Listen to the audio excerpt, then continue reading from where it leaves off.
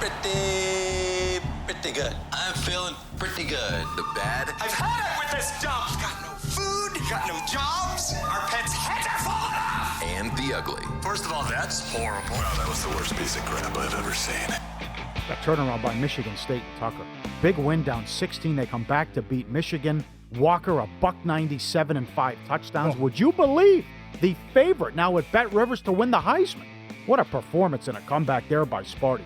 Titans again, down 14-0, and they win. They're 6-2. They just beat the Bills, Chiefs, and Colts, yet somehow lost to the Jets with Zach Wilson. I know they had guys out, but a great job by the Titans to come back and win that game and sweep the Colts. The bad. Frost and Nebraska looking at a 3-9 season. Another home loss. Laying 7.5 loss to Purdue. Sonny Dykes at the end of the game. What are you doing? SMU and Houston. You have a big kicker, front porch. Guy's a big guy. And he's drilling 50, 55-yard field goals before the game in warm-ups. He calls a timeout with 30 seconds left. Yeah. And he makes the field goal like he was thinking about it. It's 4th and 2. Then that allows Houston to have time, at least where we have a kickoff. Tie game, Houston houses the kickoff. Yeah. I mean, you let it run down. That should have been the final play of regulation. Either you go to overtime or you lose. Because Houston wasn't going to call a timeout because it was 4th and short. How unlikely was that finish? I can't believe it. I mean, come on. Can't believe it. That's bad. The defense in the BYU-Virginia game. Yards, 734 to 588. 66 to 49. Landry, fumble. Drops over and over. Cost the Browns the game. And Herbert and the Chargers. That was the pick 6. Wasn't his fault, but more interceptions. Belichick was ready for him again. 17-3 straight up last 20 head-to-head. Patriots against the Chargers. And now the door is open for the Chiefs to win that division. Ugly. Listen, at some point, this is enough. You got to win these games, Harbaugh. He's 2-13 at Michigan against top 10 teams. He's 3-9 in rivalry games. He's 0-2 against Tucker. He's 1-10 on the road against ranked teams in Michigan. They led by 16 points, and he lost the game again. Harbaugh, I am paying you Saban-type money. Win one of these games one time. Right. Ridiculous. So is this just going to be who he is now?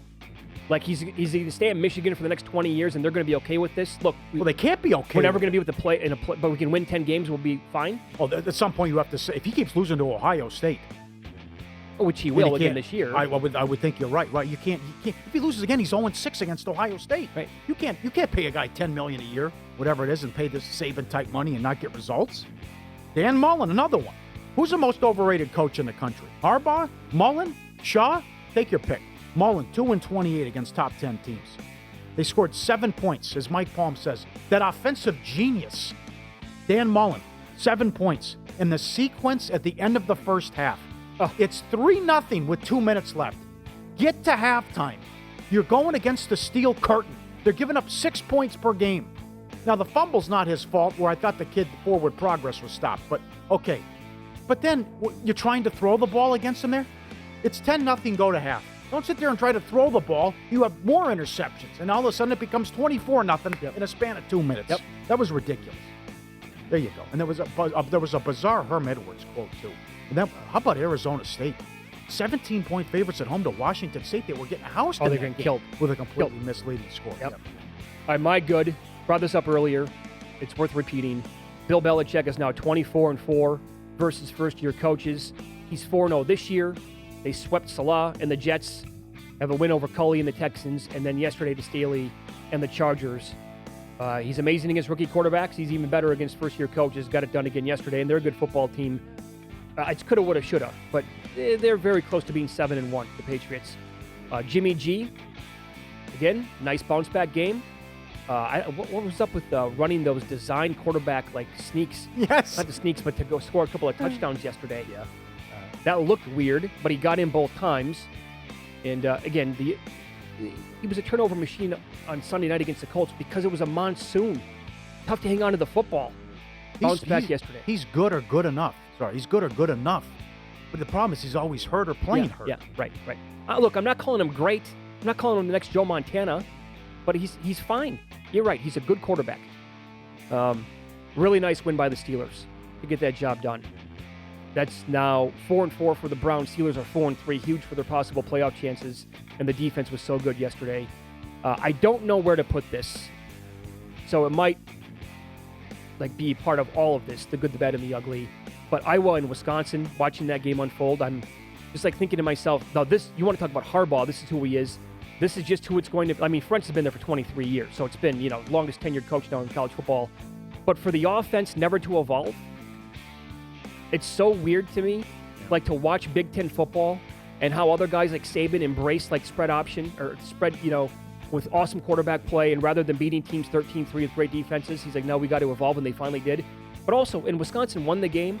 I'm watching this game thinking to myself, how many years has Wisconsin wasted a really good defense? We're talking about one of the truly legitimate, one of the best defenses in the entire country, and the offense is just awful, every single year. Yep. But you can throw Iowa into the same mix. Oh, it's tough to watch. Brian Kelly did it again. Good coach. And you're right. I think they're going to go 11-1. And that's going to be huge for Cincinnati. And I'll tell you, if you've never been to Las Vegas for Halloween, you got to try to do it at least one time. Came out, was with the wife, big group downtown on Saturday night with Derek Stevens, who is the billionaire owner of Circa. And he and his wife, they know what they're doing. They dress up all 3 days of the weekend. Derek Stevens told me that Halloween weekend is the second busiest drinking weekend of the entire year in Las Vegas. Really? He said it's behind St. Patty's Day. I said, what about New Year's? He goes, Halloween's bigger. I'm like, no way. What? What he told me. Oh, my God. King in the North. And thanks for the invite, Derek. 3 hours notice. Come on. I took up on it. Just the place is absolutely. It was 75% of people dress up in adults, dress up in costumes, whatever, look really good.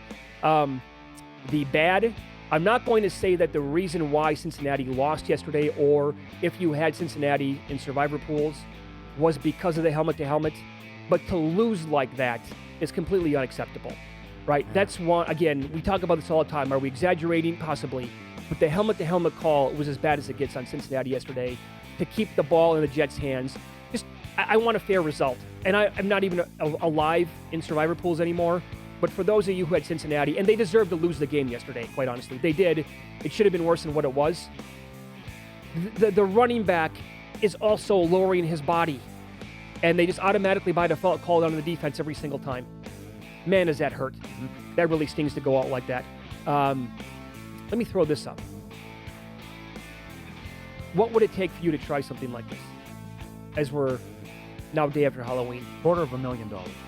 Oscar Mayer Halloweeners black licorice flavored hot dogs. $250,000? Yeah. I hope that's fake. That's got to be. Oh, I'm vomiting. Oh, man. I'm really nauseous looking at it. Oh, it looks so disgusting. That can't be. Can it? Can that be real? Black licorice flavored hot dog? No. I kind of hope it's not real. What? Boy, people hate candy corn. Ooh, the response Friday. My God. You have company, though. Jonathan Von Tolbo I know, here. yeah, I saw Von Tolbo. He loves Very it. good, yeah. Yep. Good. And I'll get to my ugly here. Bottom 5 decision by Carson Wentz yesterday. All time? Maybe all time. Yes. Been watching football for 35, 40 years, whatever. You're up against the goal line. Oh, you almost take the safety. Here it is. They're showing it right now. Then he goes to... He's got 3 guys around him, too. Left-handed. Let's go. Maybe behind the back. Why not? Oh. You're right. He's Magic Johnson all of a sudden. Yeah. Hey, look at this one, guys. Huh? And I thought yesterday, again, some of the coaching decisions, I could not understand Bruce Arians. You score a touchdown to make it 23-13. You kick the extra point to make it a 9-point game, not an 8-point game if you go for 2. Why would you do that? Mm-hmm. The Urban Meyer decision at the end of the game, it's 24-0. You score to make it 24-6. You have two options here. Go for 2 and the onside, or kick the extra point and just kick off and end the game. He mixes and matches. Kicks the extra point, then he goes, we're going to go onside. Where's the logic behind that?